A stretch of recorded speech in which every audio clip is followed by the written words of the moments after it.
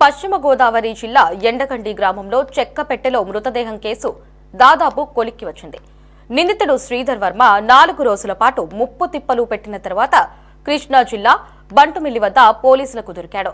విచారణలో భాగంగా నిందితుడు శ్రీధర్ వర్మను హత్య జరిగినట్లు భావిస్తున్న ఉండి మండలం వాండ్రం రహదారి వైపునకు తీసుకువెళ్లారు.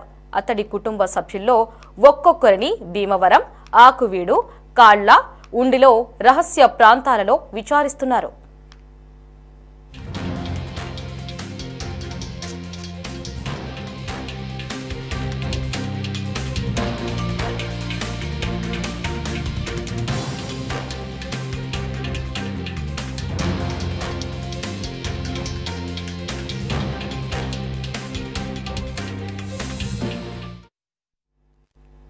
శ్రీధర్ వర్మ రెండో భార్య రేవతి సోదరి తులసిని బెదిరించి ఆస్తి కాజేసేందుకు శ్రీధర్ వర్మ, రేవతి మూడో భార్య సుష్మతో కలిసి పర్లయ్యను హత్య చేసినట్లు తెలిపింది.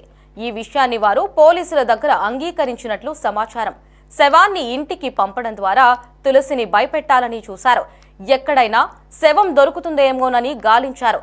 దొరక్కపోవడంతో కూలి పనులు చేసుకుంటూ ఒంటరిగా ఉంటున్న పర్లయ్యను హతమార్చాలని నిర్ణయించుకున్నారు.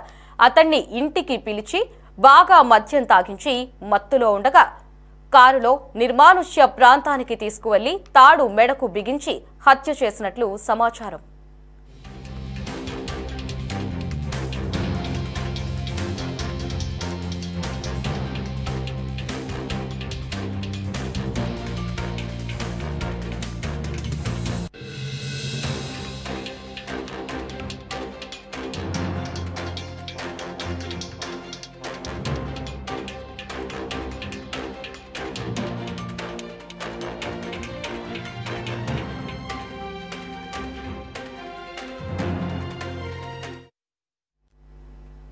తర్వాత శవాన్ని గాంధీనగర్లో ఇంట్లో ఉన్న చెక్కపెట్టెలో పెట్టారు. మర్నాడు ఆటోలో ఎండగండిలోని తులసి ఇంటికి పార్సల్ పంపారు. చెక్కపెట్టె తెరిచి అందులోని శవాన్ని చూసి తీవ్ర ఆందోళనకు గురైన తులసితో శవం విషయం బయటకు పొక్కకుండా చూసుకుంటానని, ఆస్తి పత్రాలపై సంతకాలు చేయాలని తీవ్రంగా ఒత్తిడి తెచ్చారు. సంతకం పెడతావా లేదా, శవమవుతావా అని ఆమెను బెదిరించారు. తర్వాత వాష్రూమ్ కని వెళ్లిన తులసి తన దగ్గరున్న మరో ఫోన్ ద్వారా తెలిసిన వారికి మెసేజ్ పంపడంతో పార్సిల్లో మృతదేహం విషయం వెలుగులోకి వచ్చింది. తర్వాత శ్రీధర్ వర్మ అక్కడి నుంచి పరారయ్యాడు.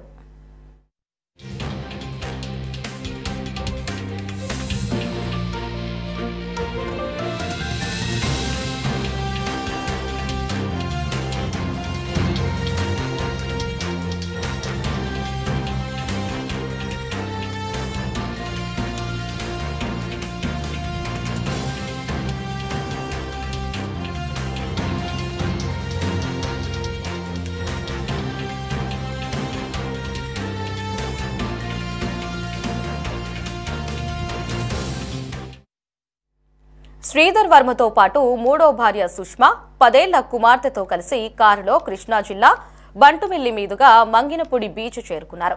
అక్కడ తాళ్లపాలెంలో కారు వదిలేసి లాడ్జిలో ఒకరోజు బస చేసినట్లు తెలుస్తోంది. తర్వాత సమీపంలోని ఓ గ్రామంలో ఇల్లు అద్దెకు తీసుకున్నారు.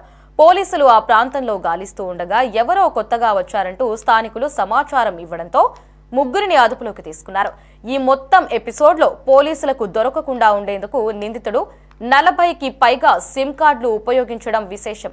శ్రీధర్ వర్మ బ్యాంకు ఖాతాలో సుమారు 2 కోట్లు ఉన్నాయని తెలుసుకుని పోలీసులు విస్తుపోయారు. అయితే ఇవాళ నిందితులను మీడియా ముందు ప్రవేశపెట్టి పశ్చిమ గోదావరి జిల్లా ఎస్పీ అద్నాన్ నయీం పూర్తి వివరాలు ఇవాళ వెల్లడించే అవకాశం ఉంది.